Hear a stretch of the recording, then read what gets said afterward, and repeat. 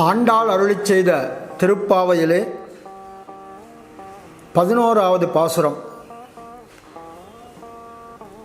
கற்றுக்கறவை கணங்கள் பலகரந்து செத்தார் திரளழியச் சென்னு செறிச் செய்யும் குற்றமுண்டில்லாத கோவலர்தம் பொற்கொடியே புத்தரவல்குல் புனமையிலே போதராய் சுற்றத்து தோழிமார் எல்லாரும் வந்து நின் முத்தம் புகுந்து முகில்வண்ணன் பேர் பாட சித்தாதே பேசாதே செல்வப் பெண்டாட்டி நீ எற்றுக்கு உறங்கும் பொருளேலோர் எம்பாவாய் என்பதான இந்த பாசுரம். இந்த பாசுரத்திலே ஒரு முக்கியமான ஒரு விஷயத்தை நாம் பார்க்க வேண்டும். சாதாரண மனிதர்களாகிய நம் உள்ளே சில சமயம் ஒரு செருக்கு தோன்றும். எப்படிப்பட்ட செருக்கது? பகவானே நாம் போய் பார்ப்பதென்ன, அவர் நம்ம வந்து பார்க்கட்டுமே, அவர் நம்ம அவரை சேவிப்போமே அப்படின்ற மாதிரியாக ஒரு செருக்கு, ஏதோ ஒரு எண்ணம் சில பேருக்கு அமைந்திருக்கிறது. எல்லாருக்கும் இருக்காது இந்த எண்ணம். ஏதோ சில பேருக்கு அமைந்திருக்கக்கூடியதான தீயதான ஒரு எண்ணம் இது. அப்படி இந்த பெண் உள்ளே இருக்கிறாளே, அவளை ஒரு உதாரணமாக காட்டுகிறாள் ஆண்டாள் இந்த பாசுரத்திலே. அடுத்த இல்லத்திற்கு வந்துவிட்டார்கள். அங்கே உள்ளே உறங்கிக் கொண்டிருக்கிறாள் இந்த பெண். அவளை எழுப்புவதாக இந்த பாசுரம்.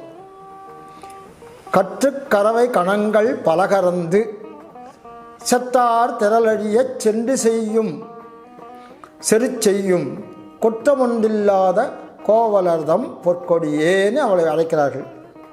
அப்போ சொல்லும் பொழுது கோவலர்தம் பொற்கொடியே, இந்த கோவலர்களுடைய இயல்பைத்தான் இதுவரை சொல்லியிருக்கிறார்கள். எப்படிப்பட்ட கோவலர்கள்? கற்றுக்கறவை கணங்கள் பலகரந்து செத்தார் திரளழியச் சென்று செறிச் செய்யும் குற்றமொன்றில்லாத கோவலர்கள் அப்படின்னு சொல்கிறார்.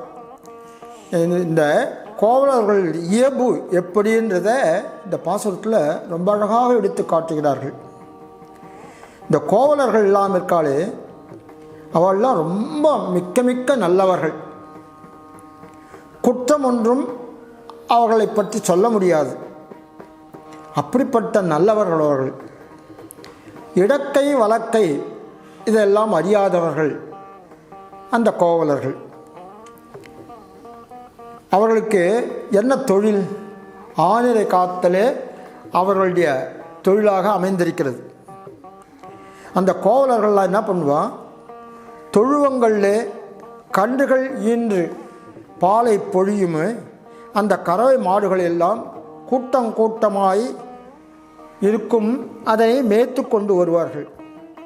அக்கறவைகளின் காம்புகளை தொட்ட மாத்திரத்திலே அதை பற்றி அந்த பால் கறப்பதை தங்களுடைய நித்திய கடமையாக கொண்டு விளங்குகிறார்கள் அந்த கோவலர்கள். சூதுவாது தெரியாதவர்கள், அப்படிப்பட்ட நல்லவர்கள் அவர்கள். கொஞ்சம் கூட அந்த தீய எண்ணங்கள் இல்லாதவர்கள். எதெடுத்தாலும் அவருடைய வார்த்தையிலே மெய்யானது தான் இருக்கும், உண்மையே விளங்கும். அப்படிப்பட்ட கோவலர்கள். இப்படி சாதாரணமாக இருக்கிறார்கள் கோவலர்கள்னு நினைக்கக்கூடாது. அவர்களுக்கு ஒரு காரியம் வரும்போது பார்க்கணும், ஆச்சரியமாக இருக்கும். இவர்கள் கறவை தொழிலை செய்வர்கள் தானே அப்படின்னு சாதாரணமாக நினைக்கக்கூடாது. அதே சமயத்தில் ஒரு பயவர்கள் வந்துவிட்டார்கள், தன்னுடைய இடத்தை நோக்கி அவர்கள் அழிப்பதற்காக வருகிறாள்னு சொன்னால், இந்த பாலை கறந்து கொண்டிருக்கிறார்களே அந்த பாத்திரத்தை அப்படியே போட்டுவிட்டு படைக்கலங்கள் எல்லாம் அணிந்து கொண்டு அந்த வீரர்களை எதிர்த்து துணிந்து எதிர்த்து போரிட்டு வெற்றியும் கொள்பவர்கள். இப்போ பார்த்தோமே, சாதாரணவர்கள் என்ன அந்த செயல்னு வரும்பொழுது அதை முடிக்கக்கூடிய திறன் படைத்தவர்கள். வெறும் சாதாரணமாக பால் கறவையாளர்கள் இல்லை என்பதை இந்த பாசுரத்திலே அழகாக காட்டுகிறாள் இந்த முதல் இதிலே.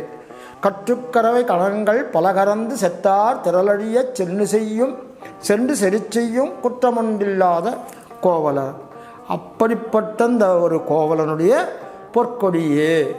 இதுலேயும் 3 இடத்துல அந்த பெண்ணு, கல்யாணமாகாத பெண், திருமணமாகாத பெண், அவளை எழுப்புகிறார்கள் இந்த பாசுரத்தில்.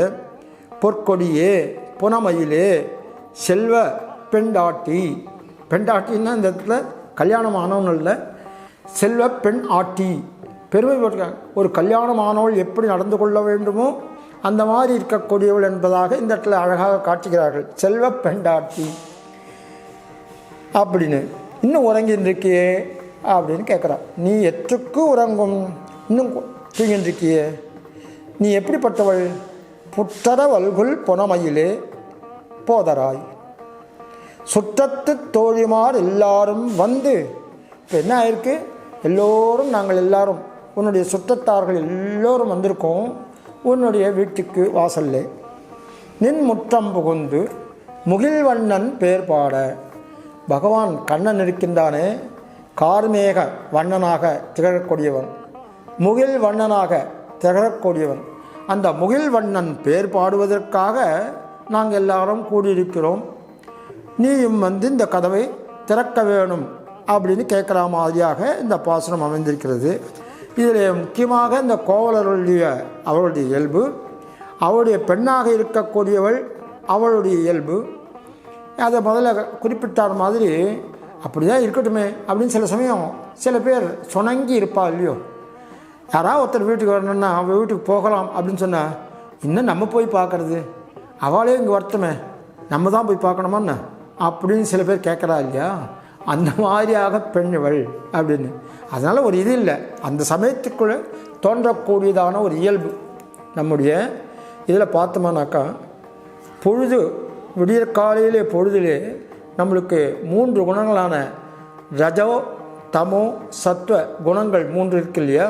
அதில் கார்த்தால் எழுந்துக்கும் போது சத்துவமான குணம்தான் இருக்கும். ஆனால் சில பேருக்கு எழுந்துக்கும் போது ராத்திரி சரியாக தூங்கலைன்னா என்ன ஆகும்?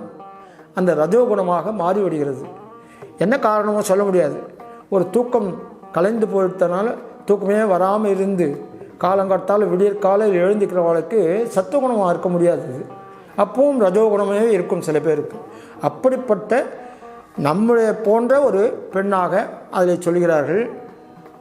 அதனால் அவள் சாதாரணமாக வெளியிலேருந்து தோன்றுகிறது, அவ்வளோதான். உள்ளே இருக்கவள் எப்படிப்பட்டவள்னு அதை பார்த்தால் தெரியும். அவள் மிகவும் புனிதமானவளால் தான் நல்ல அழகு படைத்தவளாக நங்கையாக இருக்கிறாள். சிறிது செருக்கு ஏற்பட்டிருக்குமோ என்னமோ, பகவானே வந்து பார்க்கட்டுமே நம்மளே அப்படின்ற மாதிரியாக எண்ணுவதாக இவர்கள் நினைக்கிறார்கள். அதுதான் இந்த பாசுரத்திலே எழுப்பப்படும் ஆழ்வார் பூதத்தாழ்வார். பூதத்தாழ்வார் எழுப்பப்படுகிறார். முதல் ஆழ்வார்களிலே பார்த்தோம் பொய்கை ஆழ்வார், 2வது பூதத்தாழ்வார், 3வது பேயாழ்வார். இந்த பூதத்தாழ்வார் கடல் மல்லை தலசயனம் என்று விளங்கக்கூடியதான மகாபலிபுரம் என்று சொல்கிறோமே, அந்த கடல் மல்லை தலத்திலே அவதாரம் பண்ணவர். ஒரு கிணற்றிலே ஒரு அல்லி மலராக தோன்றியவர். அவர் அருளி செய்த பிரபந்தத்திற்கு 2ஆம் திருவந்தாதி என்று பெயர்.